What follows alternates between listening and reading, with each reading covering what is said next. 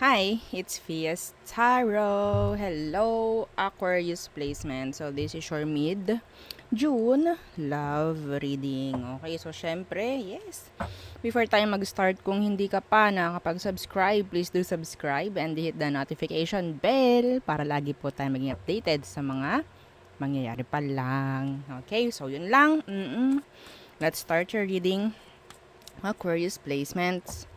Okay, let's see. Ano bang magiging takbuhan ng inyong connection? Okay. So, ano ba ang current situation ng mga Aquarius? Current situation. Aqua. Okay. Aquarius, current situation. Ngayon ko lang ulit nagamit tong aking deck na to. Okay. The Knight of Pentacles. Merong natigil. Ano yan? Merong natigil, ha? Okay. Meron ditong someone na talagang may pagkamatigas ang ulo. Ano tong Knight of Pentacles? The Six of Pentacles. Merong natigil na or may kailangan itigil na pagbibigay.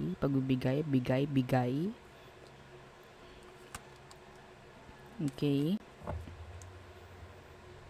Meron ditong natitake for granted. Parang meron ditong na-ignore.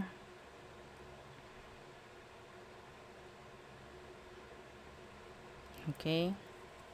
So, pwedeng earth sign yung kakonect mo.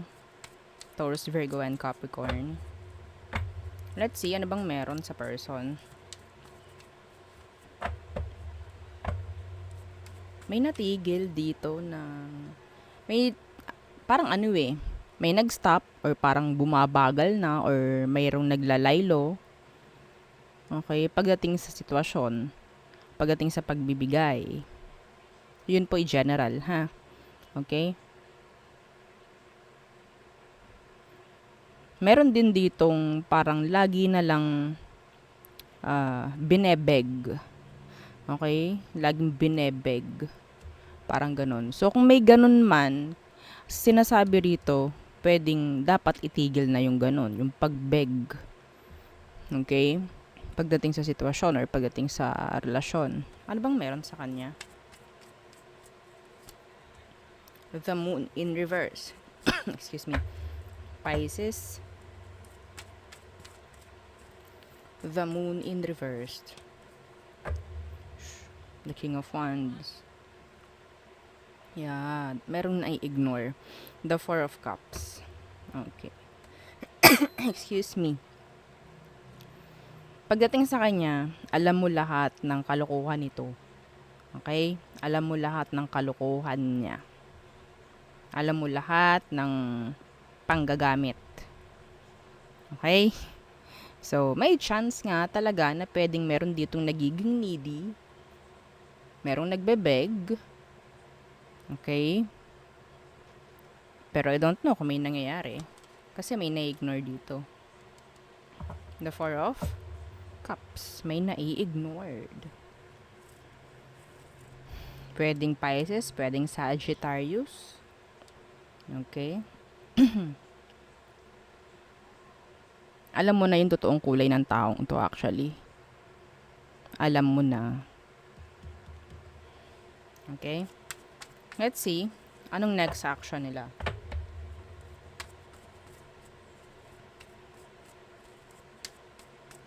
Anong next action nila? Nya pala. Okay. The Nine of Wands in reverse. Nine of Wands in reverse. As the next action. So, para tong walang walang pakialam. Parang ganyan. Parang open lang. Okay, go. Yeah, the Eight of Wands in reverse. The Nine of Wands in reverse. The Eight of Wands in reverse. Okay. Pagdating sa control, pagdating sa lahat-lahat, no? Parang hindi mo nga talaga ito makokontrol. Okay? Never kang makakapagsabi rito or makakapag-demand. Okay? Laging taliwas to sa gusto mong mangyari. Parang ganyan. Okay? So, wait lang po ha. Sandali lamang. Okay.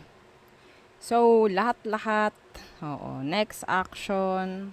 Pwedeng, okay, no control. Oo, hindi mo siya makakontrol.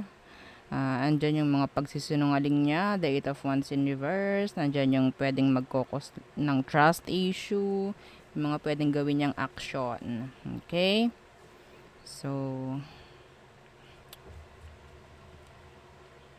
the Three of Cups. The Page of Pentacles in reverse. Yung iba rito, kung parang nagiging laylo yung tao, sasabihin ko na talaga na meron itong mga kausap na iba. Okay? May kausap na iba. Yun po, ha. Some of them kasi pwedeng i-block ka. Lalo na kung malayo kayo sa isa't isa or hindi pa kayo magkasama. Pero kung magkasama kayo, makikita mo yung pagiging cold at detached ng tao. Okay? So, yun. Ano magiging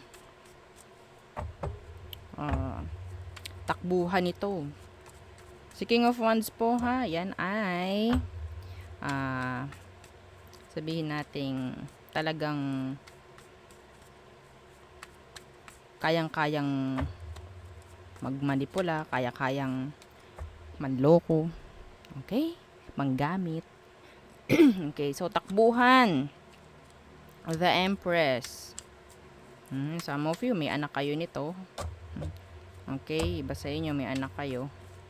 O yung iba sa inyo, sinusustentuhan nito noon, pero pwedeng may chance ang matigil.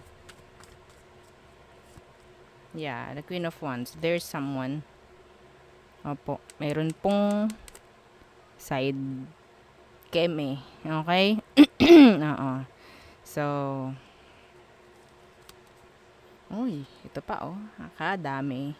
Oo. So, magiging takbuhan nito, I think this is like one-sided. Iisa lang ang gagaod dito. Iisa lang yung parang, meron ditong parang, sabihin nating, lalaki yung ulo, yung isa ay parang magiging kawawa. Magiging needy. Okay? So, tuloy-tuloy, magpapatuloy yung connection dito or yung takbuhan nyo na parang laging lang may nagbebeg. So, unang-unang card mo is the Knight of Pentacles, which is telling you na kailangan mo nang itigil. Kailangan mo nang i-stop. Okay, we have a pair. We have a pair here. Okay, some of you, ito po ha, some of you, pwedeng ikaw is naanakan lang nito. Pero meron siyang kakonect talaga. Napaka-specific po noon ha. Hindi yun para sa lahat. Pwedeng may asawa to or yes. Okay, may asawa and naanakan ka. Opo. So, parang may matitigil or kung kaya nyo naman na talagang gampanan na lang yung pagiging ama't ina, no, para dan sa anak nyo, gawin nyo na lang, oo. Kasi wala kang mapapala sa kanya. Mapababae, mapalalaki. Ha? Kung nasa iyo yung anak mo at lalaki ka. Kung nasa iyo yung anak. Okay? I don't know. Napaka-komplikado nun. No? Napaka-komplikado. Meron kasing iba talaga na pwede yung babae ang may asawa. Pwedeng sabihin nating magkahiwalay lang sila nung asawa tapos nabuntis. Hindi alam nung asawang nasa ibang bansa or maybe malayo. Yeah, may ganyan. Napaka-possible ng mga ganyang sitwasyon. Okay? Pwedeng iwan sa'yo yung anak. Nakatago na yung anak na yun.